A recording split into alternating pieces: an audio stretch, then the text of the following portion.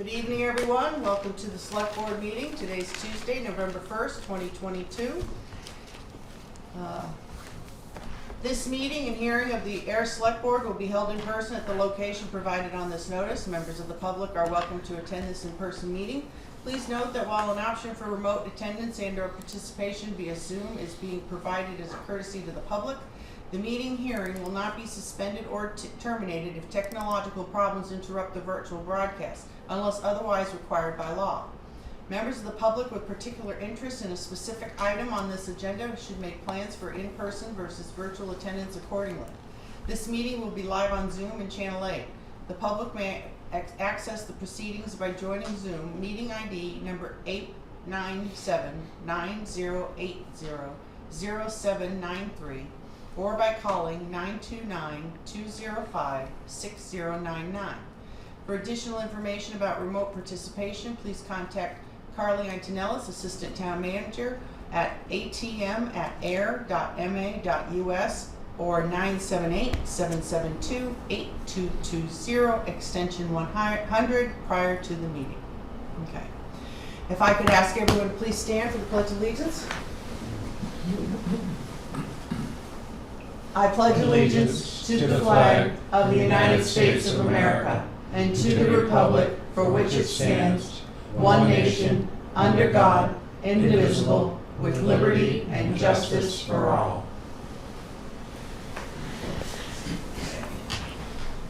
All right. Any amendments to the agenda? I have one small one. Okay. Under new business, Devon's Jurisdictional Framework Committee. Such a mouthful. Yeah, that should be it. I'll make motion to approve the agenda as amended. Okay, seconded. All those in favor? Aye. And the chair says aye, and the agenda is approved. All right, we have a couple of announcements. All right. Last week, on Thursday, October 27th, 2022, Senator Eldridge and Representative Senna presented the town of Ayer with the check in the amount of $100,000 for the Peroni Park Kitty Junction remediation project. This funding came from an earmark in FY23 state budget. Thank you very much to both Senator Eldridge and Representative Senna. And look at that nice picture with that nice big check.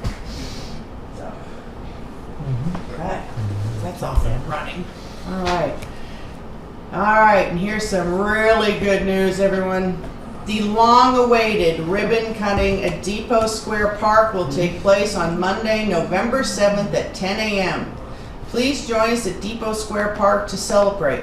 Please park your car in the Nashua River Rail Trail parking deck located at 3 Groton Street, free of charge. Ta-da! It's finally going to happen. All right. Anything else? Nothing? Okay. Anybody here for public input?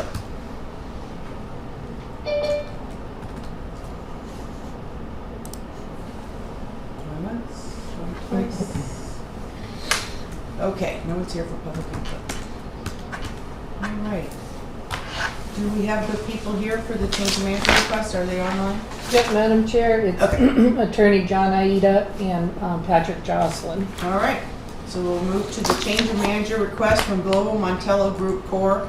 What is the DBA stand for?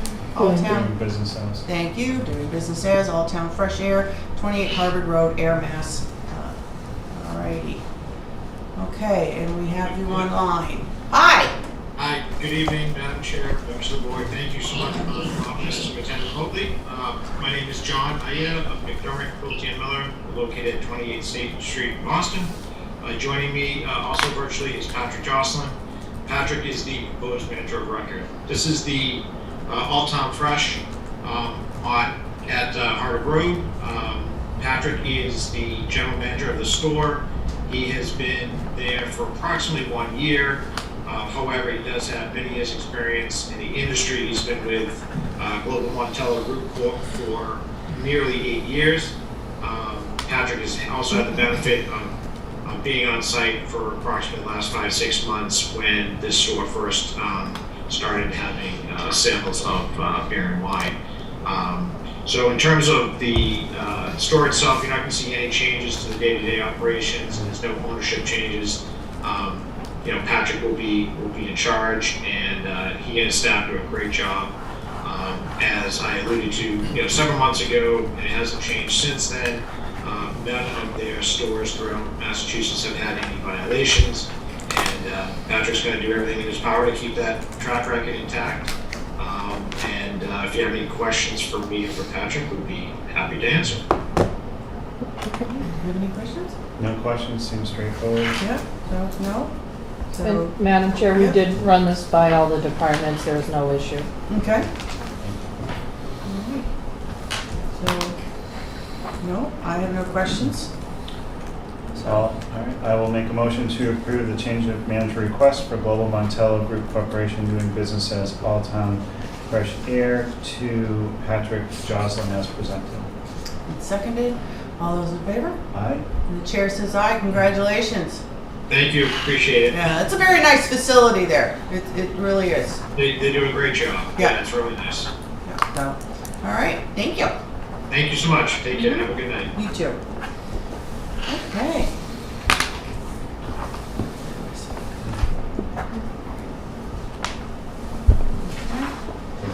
All right. Mr. Rockwood, come on down. So now we get to have a fun update. Well, thank you very much for inviting me. And it's sort of Janice's fault, really. So I saw him at the Newton Street Festival. I can't call it the air fair, but I get in trouble. And he's telling me all this stuff, and I says, you know what, you should come before the board so that everybody can hear what's going on, because it's quite exciting, and a lot of us have been seeing some of the things going on. So, we all kind of like that little schoolhouse. So, Yeah. Well, thanks very much. I wrote this a little bit up the other day, and I'm trying to remember what I had to say. But basically, to give you a quick update, there's some real good news from the standpoint of the restoration of the Sandy Pond Schoolhouse. There have been a few bumps in the road. COVID threw us for a loop for about a year, along with other things, and then we had a little problem with the title to the property, which we discovered we'd had a problem we hadn't known about that had apparently been created in 1956 and took about a year to get that squared away. That was good news, but by then, inflation and labor shortages had arrived. And we had also lost a grant, a $50,000 grant, because of the title problem. Picked up the pieces this spring and went to work on going back to work on the restoration of the schoolhouse. And the big news item, if you've been by the schoolhouse recently, is the new roof. We're really, really happy about that it looks roof. great. Yeah. Yeah, Yeah. Really nice. it looks nice. The downside was that, of course, like a lot of things, it cost a lot more than we had originally anticipated. A year ago, that was supposed to be about a $45,000 expense. The final price tag was $67,200, plus an additional sum for the upgrading of the flashing to copper. However, it's a really good roof. I would hope so. How long is that roof, supposed to last for? A minimum of 20 years, 20 to 30 is the target range. It's really well done. It's built to Department of the Interior Historic Preservation standards. There's a snow and ice shield around the entire perimeter. There's new flashing. There's a cloth underlayment, and then cedar shingles, which are what the schoolhouse would have had when there were no asphalt shingles in 1868. It would have been wooden shingles, and these match the original materials fairly closely. The cost of the shingles was a big factor in the increase in price. By the time we went to order them, the contractor had hoped to use yellow cedar, which is known as Alaskan yellow cedar, and is a little upgrade from the Western red cedar, but it turned out it didn't matter how much money you had, you couldn't get Alaskan yellow cedar at all. So we went with the Western cedar, but it should be good. And that's the biggest single piece of the work we are currently doing. But things are going to move along now. The remaining projects during this current phase are mostly interior. The building needs to be accessible so that we can do things like have school children in for visitation program. And I'm happy to report we are working on that with the assistance and strong support of Page Hilltop administration and 2 faculty members. And we would hope to be able to launch that program sometime next year, so that students would be able, elementary school students would be able to come, and they also would get credit for it because there's a slot in the Massachusetts Social Studies curriculum. Oh, nice. For 3rd or 5th grade. There's slightly different provisions for each, and we'll probably go with 3rd grade students. They'll be able to come and have experience of being in quite a different educational environment than the one they've been used to. I hate to say it, but it's not that different from the one I had, but that's... My desks looked a lot like like the ones in the schoolhouse.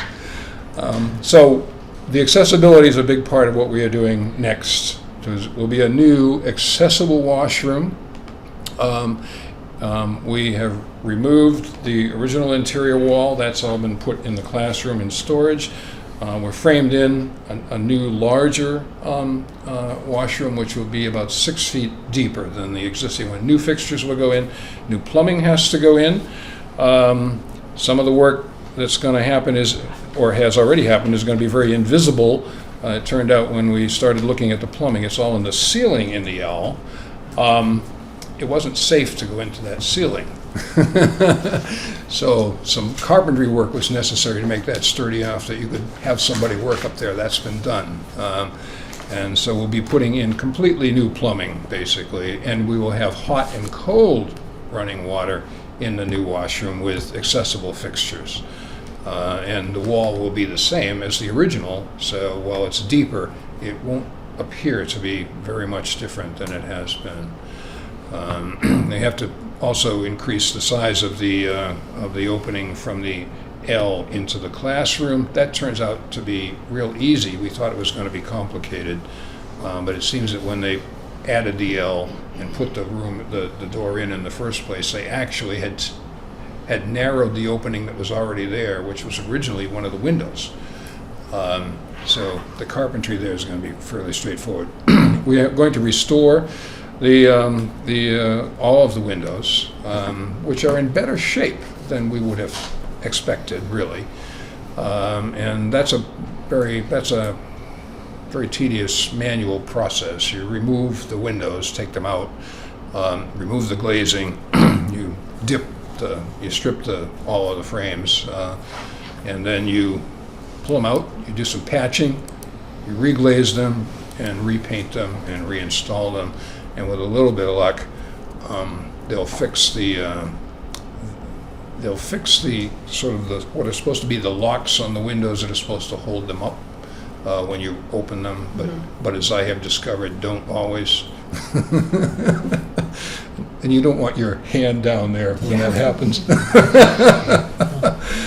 So we're doing that sort of stuff, and then there'll be a new entrance access from the back of the L out to the parking area, and we still need to work out the arrangements on parking for the schoolhouse. And we'll be talking to the CPA, and we'll actually probably be talking to to Dan and company also about that, because there's the issue of where the parking would be located. The property line, the property line there, our parcel of the property does not go directly to the street.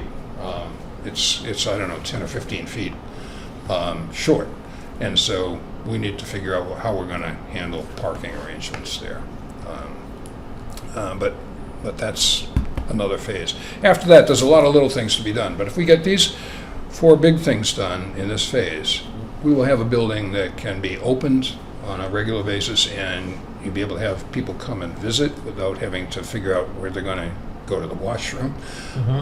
And we'll be a long way towards the ultimate goal, which is to have this building open on a fairly regular basis, and to have it used as it was used for many years as a community venue. It holds about 35 people comfortably, and in the past it was used. They had dinner dances there. I don't know if we'll have those again, but Sounds like fun. well, it could be. That's why the piano is there. Yeah. And that's why it has a sign, no objectionable dancing. That's So none of us will be able to dance. well, my dancing was objectionable by any standard.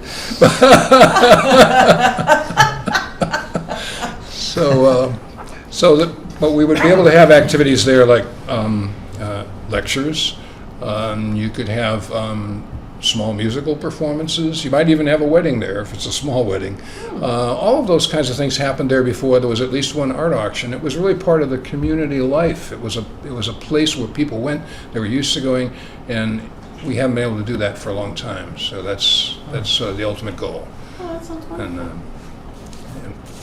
And we're looking at the possibility of kind of a joint arrangement in which perhaps the parcel itself might become usable as under open space regulations as perhaps some kind of a neighborhood park, and the schoolhouse would then be obviously in the middle of all that, but it would get a lot more attention as a result, and and we'd have hopefully parking that would work for both the schoolhouse and for the open space arrangements. There's a lot of details in that, and we'll be talking to CPC and to Dan and company about that. Oh, that sounds great. Yeah. I'm really excited. I mean, I sort of have this vision of, driving by the schoolhouse on a summer evening and seeing the windows and lights and music or, happy talk coming out of there. And that's It's a nice image. Yeah. So thank you one and all, really. We wouldn't have gotten there without very active support from the town. We're a little group of volunteers, and we do work, but we don't have tons of money. So No, I think this is wonderful. And Yeah. please feel free to come back again to give us updates. It's nice to get fun updates. Yeah. Yeah. Well, it's a really important building in terms of the town history too. So I'm just delighted to see it preserved and have the prospect of making it alive again. You guys are doing some good work. Thank you so much. All right, thank you. Thank you, Have a Irving. good one. Good job. Thank you. I like this image. That sounds like fun. All right, Dan. Hey, good evening Hey, long time no see. again. Yeah. All right, so on the DPW agenda tonight, there's one item, excuse me, and it's about the drought and water supply status update. So in the packet, there was a memorandum from Kimberly Abraham, the water and sewer superintendent, and she's on vacation, couldn't be here tonight, unfortunately, but I'm here with you. And basically, I wanted to point out some of the key items in that memo. Is the town of Ayer is now, we're essentially in a level 1 drought. That's as of October 6th. So the drought task force in Massachusetts hasn't met or revised that since. And I would think things have improved since then. Our water supply conditions at the wells and the plants have improved. The outdoor watering demand at this point in time is going to be low. And also the rainfall amounts, we have been receiving a good amount of rainfall amounts, so it's eating into our deficit at this time. So those are some key items. The rest of the memo kind of speaks for itself, but ultimately Kimberly and I recommend that the board as the water and sewer, or excuse me, as the water commissioners make a motion to end the state of water supply conservation that was authorized on August 4th. So the non-essential outdoor watering ban.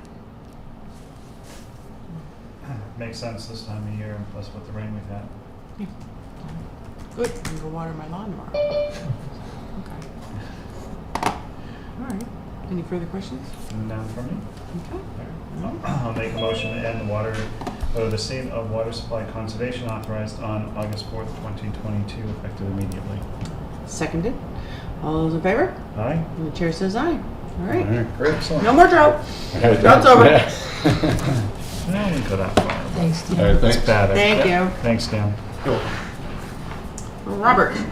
Madam Chair, members of the board, good evening. Under the administrative update, just a couple of brief updates. One is, as we move into the budget process, all of the capital plans have been submitted for FY24. We're in the process of getting those together, and Selectman Hood, as the chair of the Capital Planning Committee, will start to meet very shortly. Obviously, there are a lot of capital needs and wants on the plan, and the committee will have its work cut out for it as we move forward, but that process is moving forward. The rate review process is moving forward. We had a meeting, Selectman Livingston is the chair of that committee. We've had a couple meetings on the transfer station rates, and we'll be bringing a recommendation and public hearing to the board on November 15th. And then our next meeting on that effort will be on December 13th, where we'll begin to sort of shift the focus towards water and sewer rates as we move forward. As mentioned, the Depot Square Park event on November 7th, it should be a great celebration of probably one of the longest projects in history coming to fruition, but a special thanks to everybody involved Ooh, with that. technically it started in the 20th century, didn't it? It did. It started in the 20th century, so we're excited to see that come to fruition. A special thanks to Ms. Antonellis for overseeing a lot of the elements of that, along with Mart and Chuck Schultz from Facilities and Dan Van Schelwerk from DPW. So there's been a good town team and Mart team on that. I just want to point out, you may have noticed, or the public may have noticed, a large crane around Town Hall, and you may have noticed some new copper gutters and drain pipes and flashing. That was part of a capital project that this board supported in town meeting, approved, that the facilities director is finishing up to replace some of the old downspouts and so forth. And it's real copper in accordance with the historic nature of the building, but it's brand new copper, so it sort of pops out until it weathers, but in terms of color. But that's a project moving forward.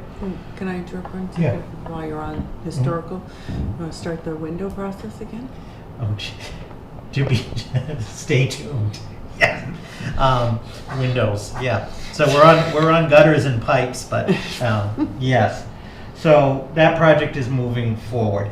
On the personnel front, just so the board is aware, we've been actively advertising for the social worker position. That position's scheduled to close, I think, tomorrow. We have not received any applicants, so we're probably going to extend that advertising process. We have advertised, in addition to all of the standard places, specific Council on Aging sites, social worker sites. The municipal market right now is something that we haven't seen in some time, trying to get folks. So that is out and moving forward. We'll keep you updated. The treasurer tax collector position has been advertised, and that is open until filled. As the board is aware, the treasurer tax collector will be going to Littleton on November 21st. As she has offered, and in discussing with Littleton, she has a great team in her department. If we get to a point that we need some assistance or so forth, I will update the board on like a brief consulting services contract, but we're not at that point yet. On the information technology front, we advertised that position, and unfortunately, through a whole advertising process, we have not identified a qualified candidate to replace Ms. Knox. We are in the process of retooling that and going to reapproach that. In order to keep operations running, Ms. Knox, we're going to enter into a brief consulting contract effective November 1st with up to 20 hours a week from her, so we keep things moving. And I appreciate her willingness to continue in that limited capacity, and I will have an update again on our efforts to secure the appropriate IT individual. The fire chief, just coming attractions. The fire chief and the deputy chief are looking to, I think, come The first meeting in December to talk about the ambulance enterprise in more detail, as well as some rate recommendations for your consideration on the ambulance rate. Also, a further update, they have been working on some comparative data and some further analysis on the ongoing question of mutual aid. So they'd like to come the first meeting in December on those items. As some of you are aware, the BUY board has been reviewing the financial policies. This is every 2 years is the update, and we're making good progress, and I think we're going to be in a position where very shortly we'll be submitting the proposed changes to the select board, the FinCom, and all departments for their input and feedback, and then we'll be in a position for an update on that. Some of the highlights have been having a UDAG policy, a policy on some of the other financial provisions that town meeting has recently authorized, like compensated balances, spelling out the reserve fund transfer process more. So more to come on that. Miss Antonellis, who as always does a fabulous job and will be the point person, it's that time of year where she'll initiate the license renewal process for all of the licenses under this board, and we'll have an update on that shortly. And then just lastly, I just wanted to mention, when I saw Senator Eldridge at the playground check presentation, as the board will recall, you authorized and sent a letter to various agencies, including the legislature and the state, about the rail trail when Peter Cunningham came before the board. This was a couple months ago. And he did receive that, and he has proposed, and we'll wait to hear from him, he would like to do a site visit on the conditions of the rail trail, specifically in each of the towns, for our purposes, Ayer, to look at it, to get more information on that, but did say that he wanted me to convey to the board that he had received the letter and is looking to move forward with that. Related to the rail trail, you may have heard or seen by the parking structure, that piece of the rail trail by the parking facility, a fence is going up that Mart is putting up. It's to keep leaves and debris and so forth from the banking from getting into the trail and into the facility. So if you see that, that's a Mart project related to the parking facility. So again, Ayer is always a very busy place on the positive front. A lot of things going on, and I don't know if there are any questions from the board, but that's sort of just an administrative snapshot since we last met. Nothing for me. Okay. Can I just ask a question? You just reminded me. Yeah. And apologies. The license renewals, I meant to have this on the agenda, and I'm so sorry I didn't, but as far as fees, the past 2 years. I was thinking about that as that you just mentioned dawned it, on yeah. me. And I actually have to get the license renewals out this week. So for the past 2 years, with two, Yeah, the past Yeah, two two. cycles. we've cut the rate by 75%. So I just wanted to get your thoughts, obviously, on what to do again this year on that. Mhm. I don't have a problem with having a cut rate for this year, but I don't think it needs to be as deep as 75%. I think we could go a little bit up, easing them back Yeah, I up, agree. because I know they're still trying to get up into business and whatnot. So 50%. yeah, 50%? Yeah, so if you guys could just take a vote on that, and I'll get those out tomorrow. I'll make a motion to cut all licensing fees for fiscal year, is it fiscal year or calendar year? Calendar For year. calendar year 2023 Yeah. by 50%. Seconded. All those in favor? Aye. And the chair says aye. Thank you very much. Thank you. If there are no other questions from the board, I just have two appointments for this evening. The first, I'm respectfully recommending that the select board vote to appoint Miss Amanda Lewis, the benefits and payroll manager. And Amanda's here tonight as the town of Ayer's primary representative to the Minuteman Neshoba Health Group. And as I put in my memo, Amanda will replace Kevin Johnston, who retired. What? She had a strange expression on her face. What? I didn't know that we had actually, so I'm not sure I'm following. Am I going to be on the committee for the MNHG? Why don't you come up Yeah, here so come on. we can hear you? So that every member town, through the chair, every member town of the Minuteman Neshoba Health Group, which we're a member of, has a representative. They have a primary representative and an alternate. And so historically, the benefits and payroll manager has been the primary representative. So you attend the meetings on behalf of the Oh, town, and okay. you have a vote. The alternate has been the town treasurer, tax collector, Ms. Tierney, and we'll address that. Since Kevin's retired, we're looking Right. I'm asking the board. I apologize for the face. I didn't realize that it had to be a formal vote. I No, have that's been okay. operating in that capacity. Yeah. Yeah. So, No, that's, see, sometimes I make sure that you get your question answered.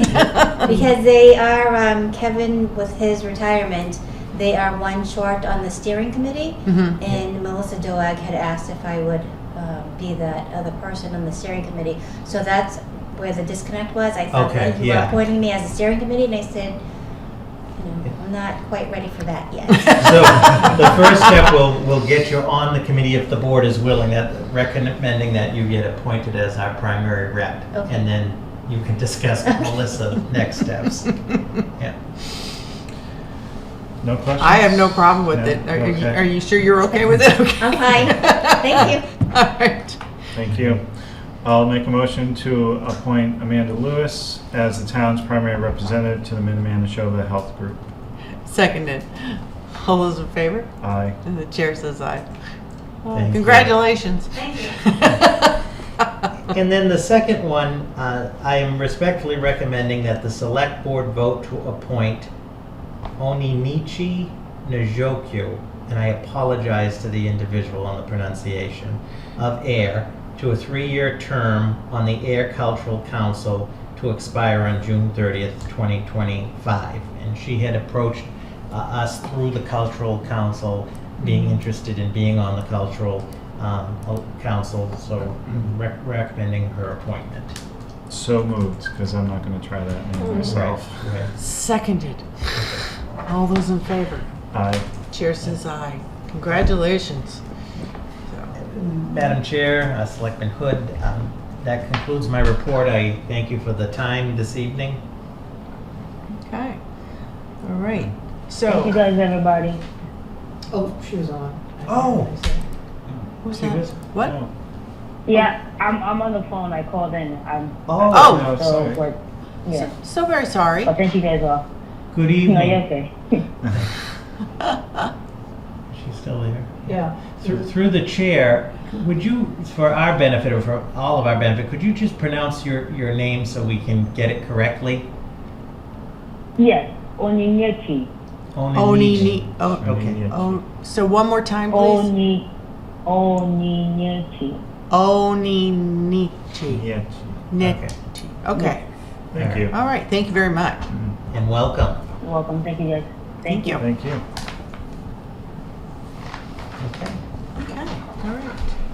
Okay, so, I just have a small Devon's Jurisdiction Framework Committee update. We met, what was it, October? Yeah, beginning of October. Yeah, it was like second Wednesday. of 12th or October. something Yeah. like that, whatever the second Wednesday was.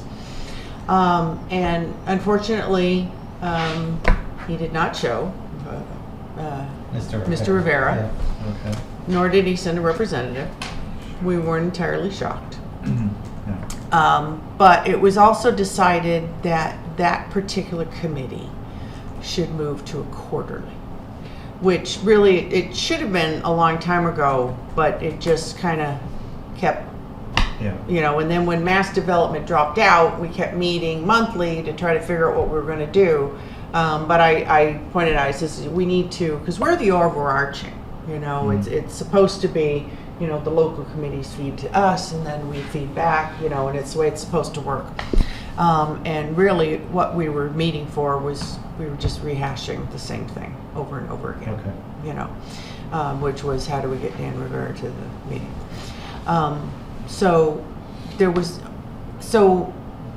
Okay, I wanted to make sure I got my timeline right before I spoke. Okay, So we had the meeting, and it was just, I made the motion that it should go to a quarterly. And I also made the recommendation that since we're going to have to eventually get off of Zoom anyways, and it would be kind of nice if we all sat in the same room together, because we haven't sat in the same room together for like 2 years.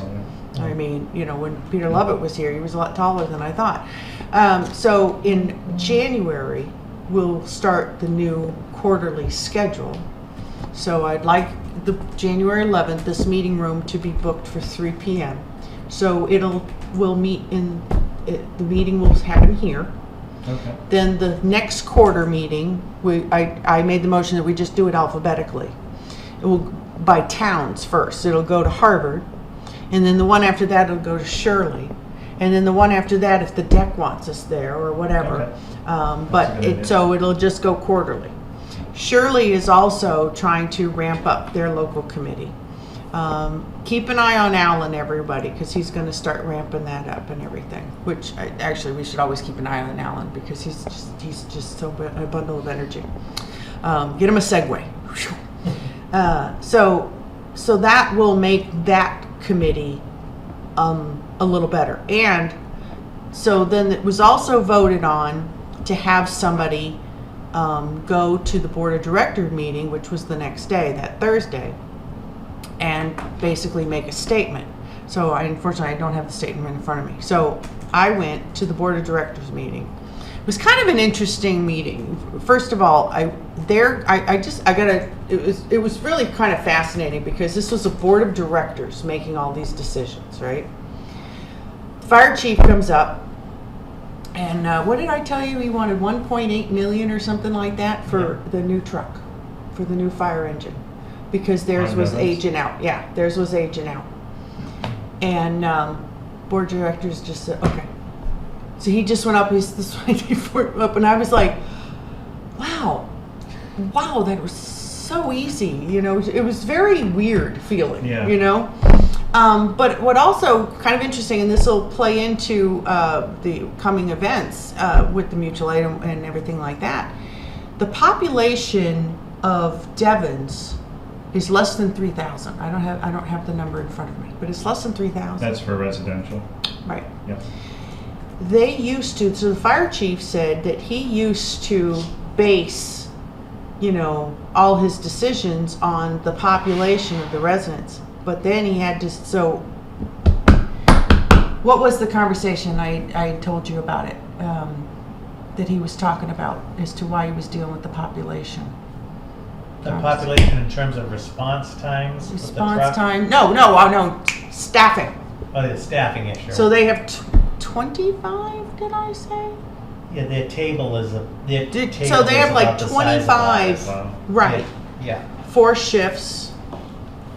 Because, as they said, the fire chief said, and I thought this was kind of interesting, he said that it used to be that the decision was made based on population.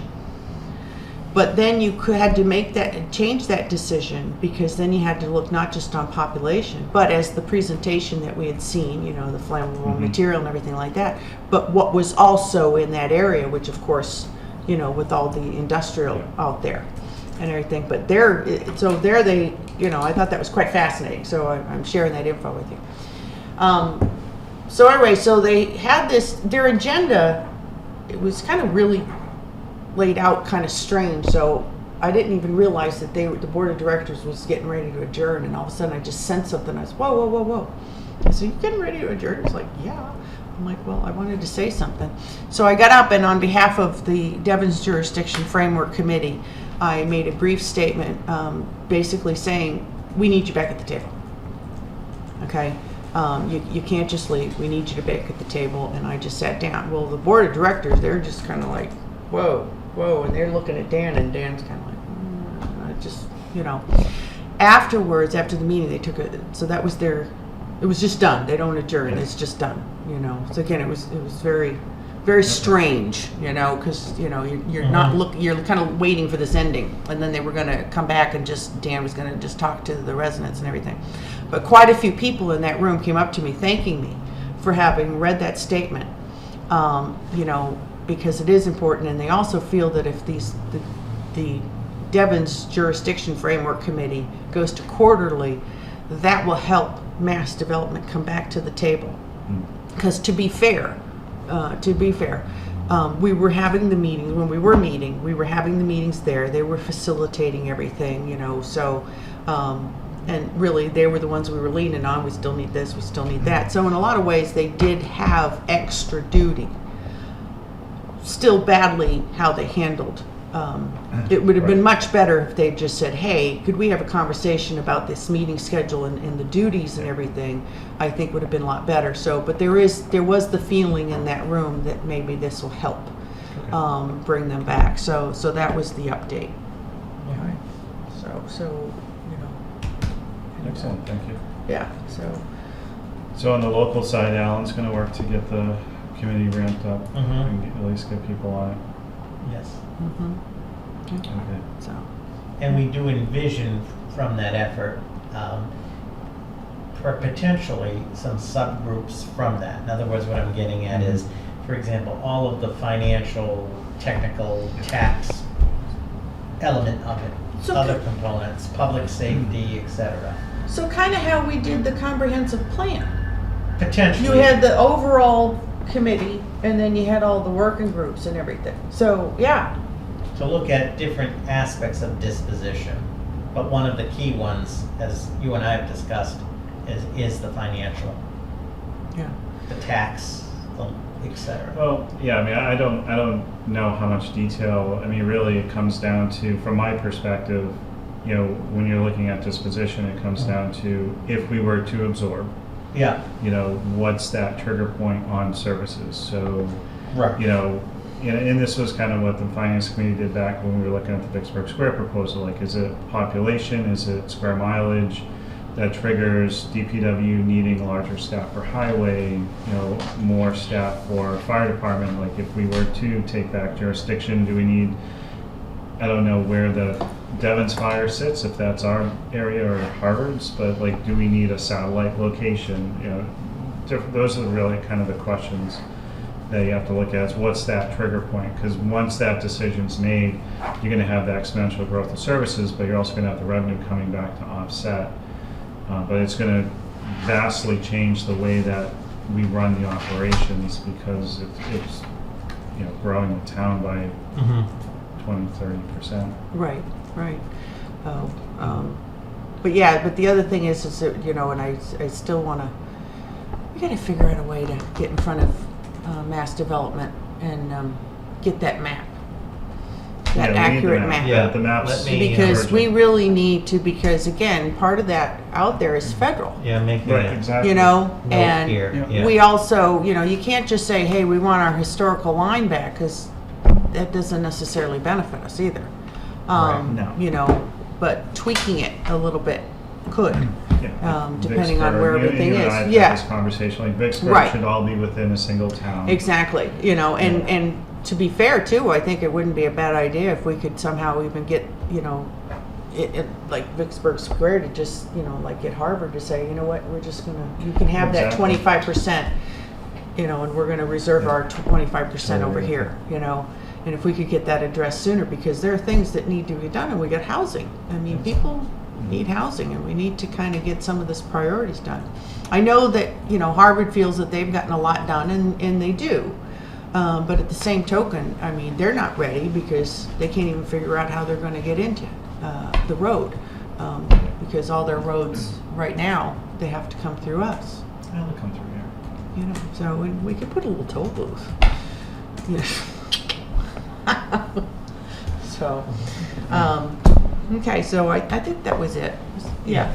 Okay. And we're looking for January 11th. Yes. At 3. Yes. All right. Oh, okay. So anything else? Nothing for me, thank you. All right. So we have in front of us the September 20th, 2022 meeting minutes and the October 4th meeting minutes. I did not find any changes to the 20th. I wasn't here for the 4th, so. Yeah, I'm looking at the 4th. I mean, I looked at it and I'm like trying to remember what we did on the 4th. Okay. Yeah. I saw nothing. Okay. I saw nothing. I'll make a motion to approve the meeting minutes for September 20th, and October 4th, 2022 as presented. And seconded. All those in favor? Aye. Chair says aye. Meeting minutes are approved. Okay. And if there's nothing else, I'll make a motion to adjourn at 6:45 PM. okay, seconded. All those in favor? Aye. Chair says aye. Good night, everyone.